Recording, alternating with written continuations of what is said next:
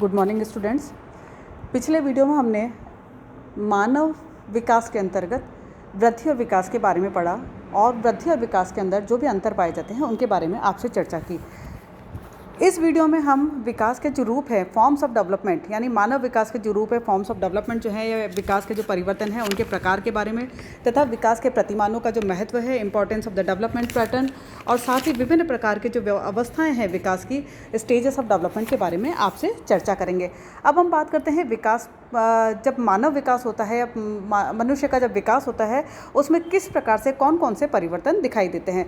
तो यहाँ पर विकास में होने वाले परिवर्तनों को हमने यहाँ पर 4 भागों में बांटा है, जिसके अंतर्गत आता है कि आकार में परिवर्तन होना, दूसरा जो होता है परिवर्तन जो होता है अनुपात में परिवर्तन होना, तीसरा होता है कि पुरानी विशेषताओं का लोप हो जाना और नए गुणों की प्राप्ति होना। इस तरह से यदि हम देखें तो विकास को हम 4 भागों में जो परिवर्तन होते हैं उनको हम डिवाइड कर सकते हैं। तो सबसे पहले हम बात करते हैं आकार में परिवर्तन होना, यानी इसके अंतर्गत हम बात करेंगे शारीरिक परिवर्तन होना, यानी फिजिकल चेंजेस जो होते हैं, यानी जैसे जैसे हम देखते हैं कि शिशु की वृद्धि होती है, आयु में वृद्धि होती है, तो वैसे वैसे क्या होता है, शिशु की लंबाई बढ़ती है, वज़न बढ़ता है और साथ ही उसके आकार में भी वृद्धि होती है।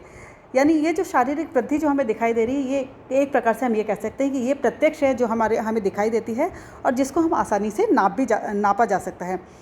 और विकास के क्रम में अगर हम देखें तो बालक के यहाँ पर आकार में हम देखें तो बालक के जो हाथ पैर है, कंधा है, सिर है, चेहरा है आदि के अंदर परिवर्तन हमें दिखाई देता है, जो कि आकार के अंदर दिखाई देता है और हमें बालक जो होता है बढ़ता हुआ प्रतीत होता है। यानी जब हम देखते हैं कि बच्चा जब पैदा होता है तो वो 2.5 फीट का बच्चा जब पैदा होता है तो उसकी जो हाइट होती है वो करके 20-22 इंच तक की मैक्सिमम होती है। और जैसे जैसे हम देखते हैं कि 2 साल का बच्चा हो गया तो उसकी हाइट बढ़ जाती है, उसका अंगुलियां बढ़ने लगती है, उसका हाथ पैर बढ़ने लगता है, उसकी सब चीज़ें बढ़ने लगती है। तो हम ये कह सकते हैं कि उसके आकार में परिवर्तन हो रहा है।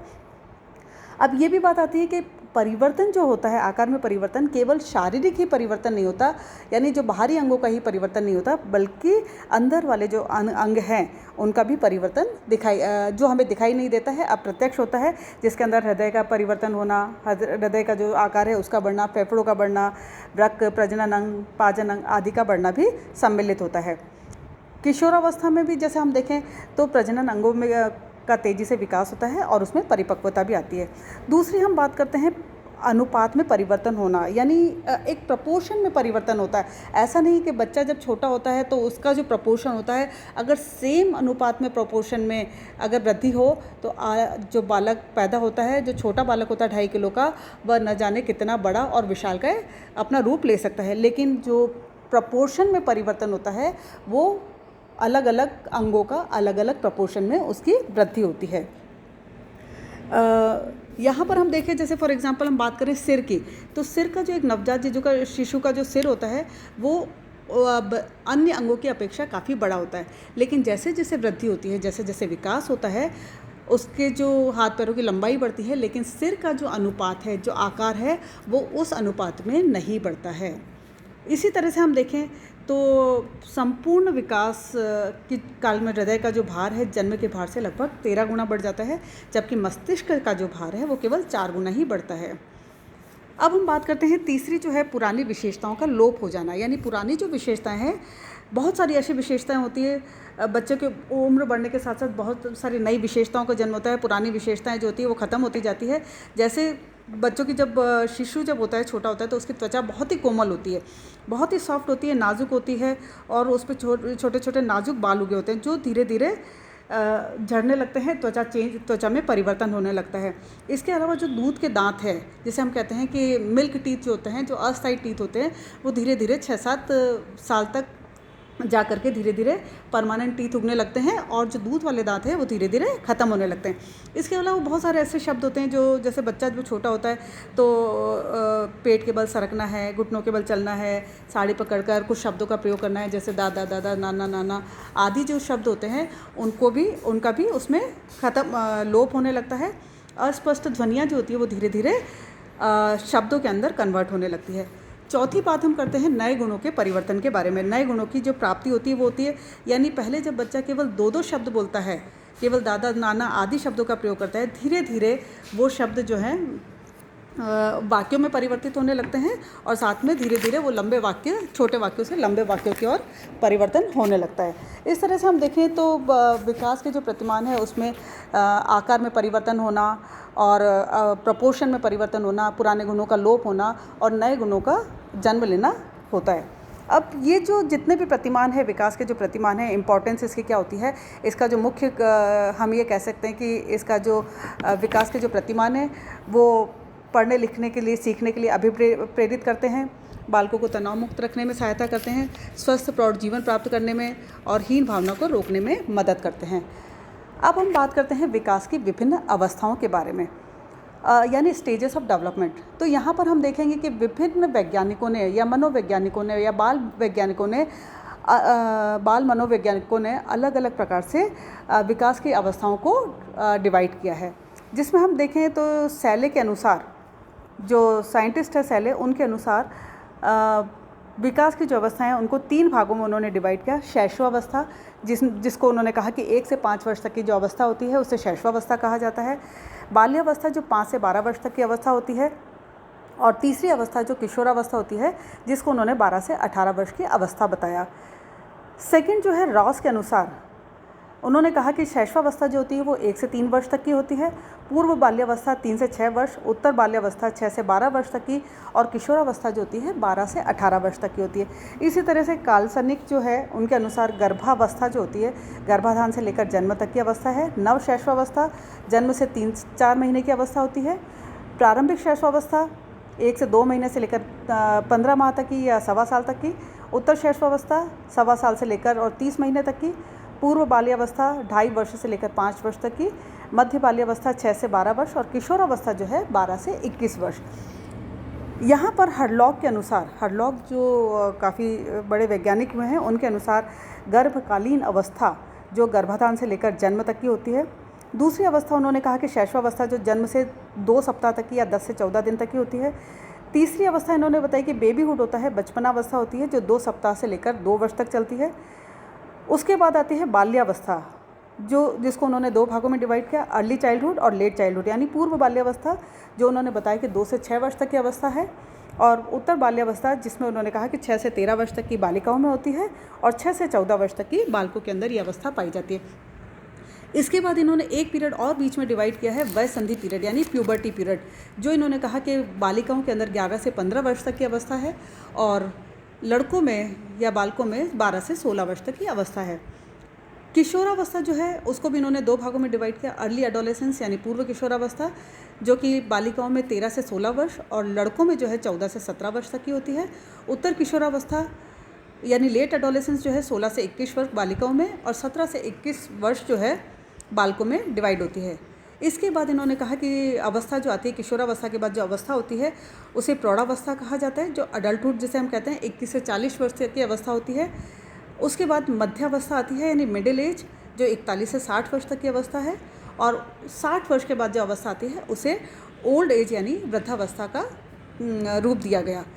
यानी इस प्रकार जो वैज्ञानिकों ने डिवाइड किया तो हम देखें कि गर्भावस्था से लेकर वृद्धावस्था जो है हमारी जो मानव विकास की जो विभिन्न अवस्थाएं हैं वो इस प्रकार से डिवाइड की गई।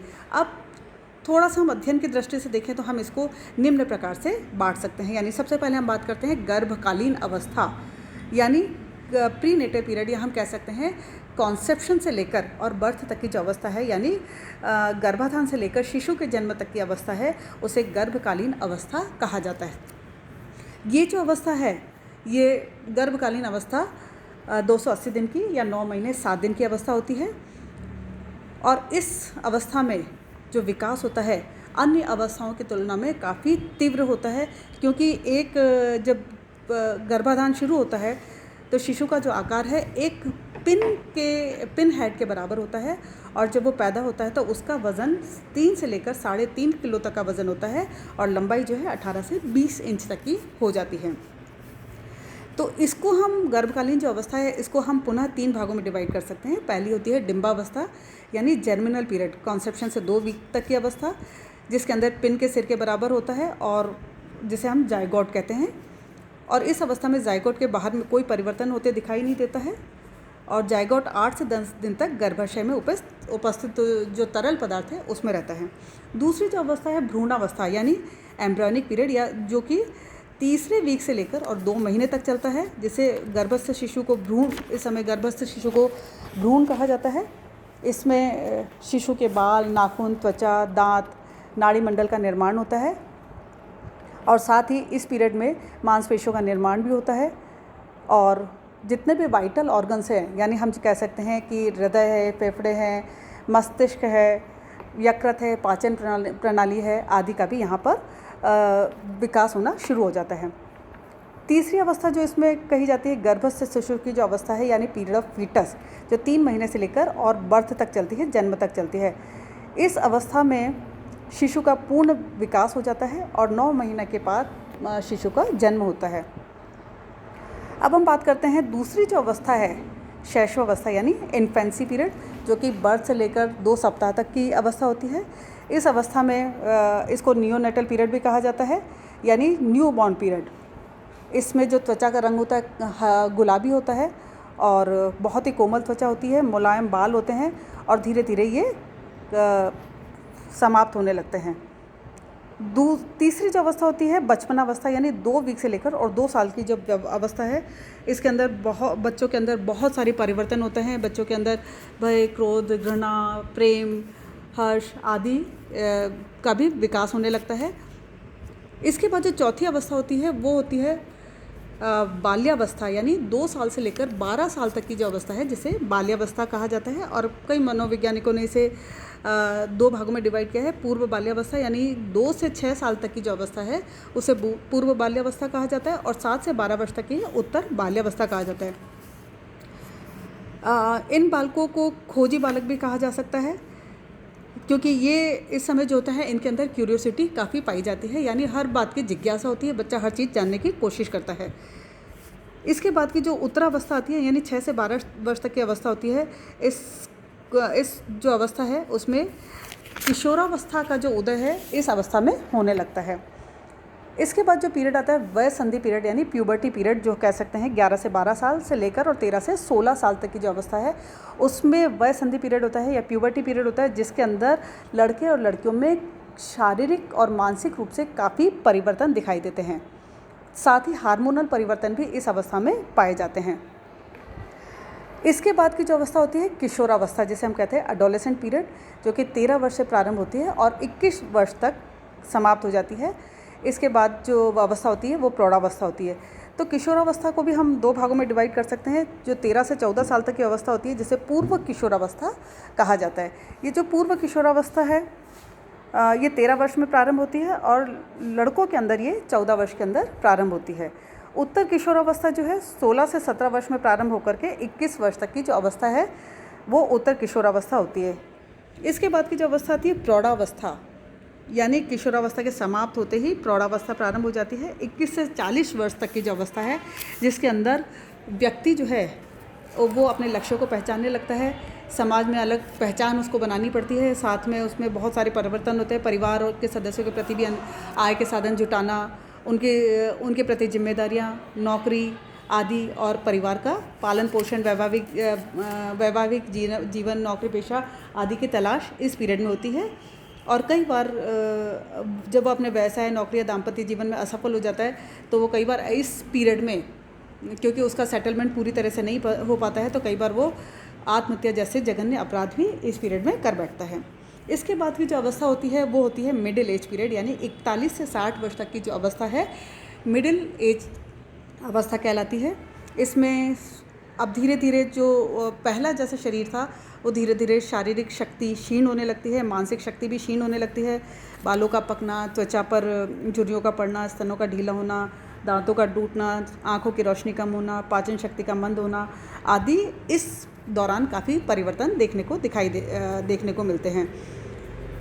और साथ ही कई बार ऐसा भी होता है कि इस एज में आते आते मनुष्य जो है वो धीरे धीरे धार्मिक कार्यों में समय लगाने लगता है और अपना अधिकांश समय भी जो सोशल वर्क है उसमें धीरे धीरे देने लगता है।